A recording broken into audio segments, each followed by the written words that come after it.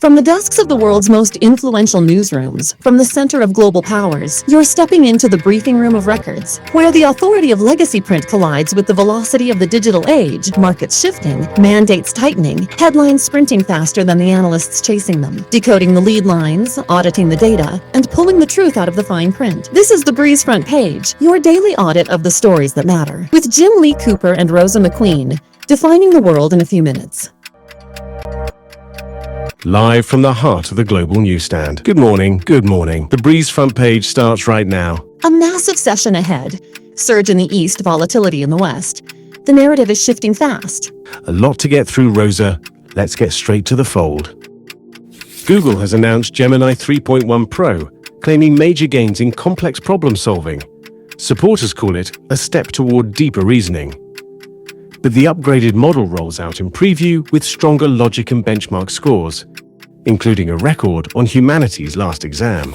Trump says Iran has 15 days to curb its nuclear activity, warning that bad things will happen if it doesn't. Supporters frame it as necessary pressure.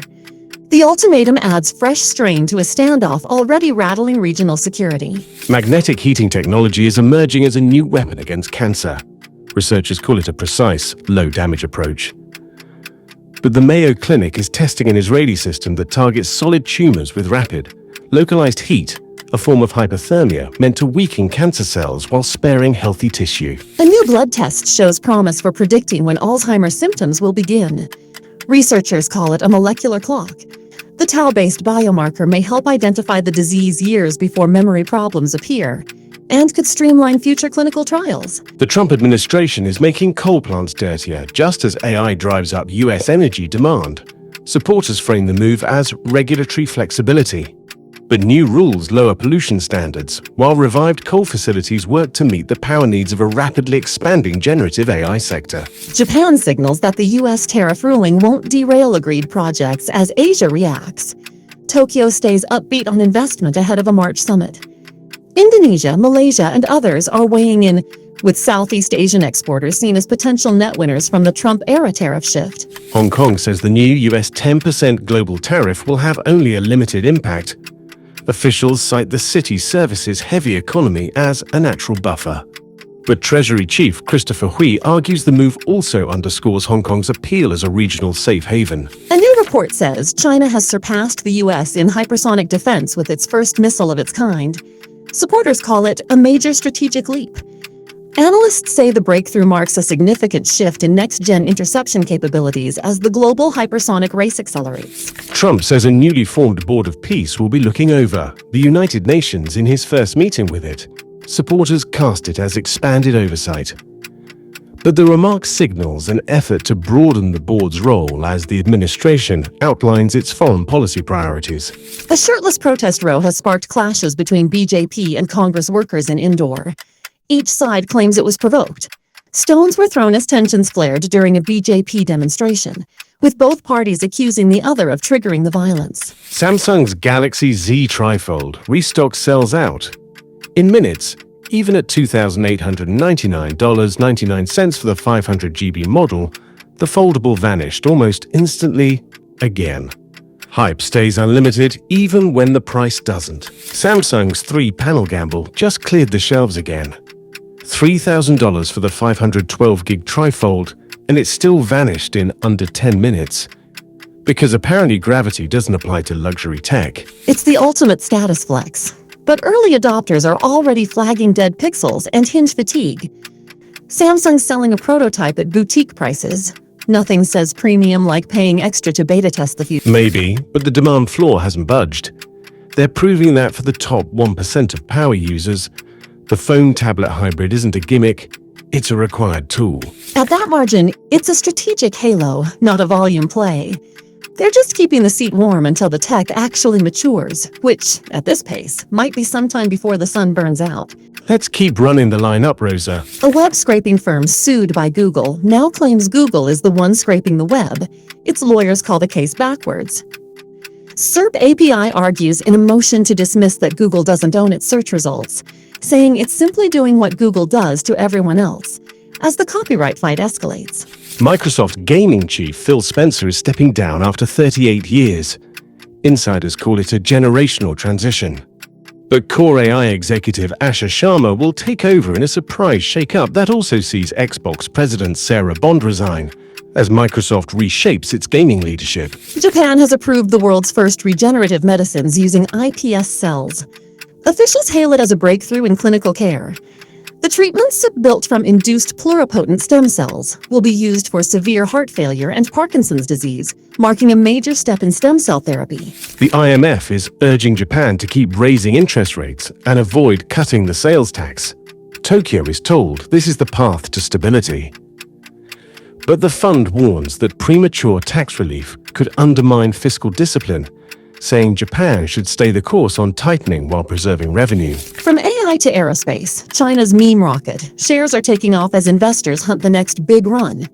Bulls call it the market's next frontier. With the AI frenzy cooling, traders are scrambling into space tech plays to keep momentum alive. AI is starting to threaten science jobs, and data-heavy roles are most at risk. Some call it efficiency, not displacement. But analysts say positions built on modeling and analysis are already being automated, while hands-on experimental scientists remain far more insulated for now. Stellantis is facing a crisis of its own making. Executives call the EV setback a necessary correction. But the parent of Jeep and Dodge just absorbed a $26.5 billion hit on its electric vehicle bet, and analysts say the company's deeper structural problems go far beyond one write-down. OpenAI's first ChatGPT gadget may be a smart speaker with a camera. Enthusiasts call it the start of an AI hardware era. But reports say the company is also exploring smart glasses and even a smart lamp as it builds a lineup with Joni Ive's team. Though nothing is expected before 2027, and many concepts remain early stage. The UAE has launched pioneering gene therapy projects to treat autism and rare childhood brain disorders. Officials frame it as targeting root genetic causes. But the programs mark a major push to bring advanced genomic medicine into the country's healthcare system. Tesla slashes Cybertruck prices as it tries to move unpainted metal, and the stainless steel pickup, once hyped as a breakthrough, is now shaping up to be the company's first real flop. Tesla's hacking the sticker. 20,000 off the base model, and the cyber death just dropped under 6 figures, because nothing says confidence like a sudden, massive discount. It's a fire sale for the stainless steel dream. Sales halved in 2025, that unpainted metal is gathering dust in Austin. Truly the future, if the future is a warehouse full of leftovers. Desperate pivot to volume to save the quarterly margin, but the street is already calling it a stainless steel stall. It's not a breakthrough if you're discounting it into a niche. The future is looking like a very expensive inventory glut, but hey, at least it's shiny. All right, let's get back to the fold. China is helping Zimbabwe grow a US $1.2 billion tobacco crop even as debt and health concerns mount. Officials tout the partnership as an economic lifeline. But while the boost lifts export earnings, critics warn the reliance on tobacco deepens financial strain and public health risks. Japan's Takeshi is reappointed prime minister as the LDP-dominated parliament convenes. Lawmakers frame it as continuity and stability. The vote simply cements her position as a new session opens under the ruling party's overwhelming majority. The yen's purchasing power has fallen to a 53-year low, now just 1/3 of its peak. Officials downplay it as manageable weakness. But the slide underscores the strain of prolonged depreciation and rising import costs as Japan grapples with its currency's long decline. Yan LeCun is making a contrarian bet against large language models with his new venture. Supporters call it a necessary rethink of AI's future. But in an exclusive interview, the pioneer says Paris-based AMI Labs will pursue alternative architectures he believes can surpass today's dominant LLM approach. The first human test of a rejuvenation method is set to begin shortly. Researchers call it a milestone for regenerative medicine.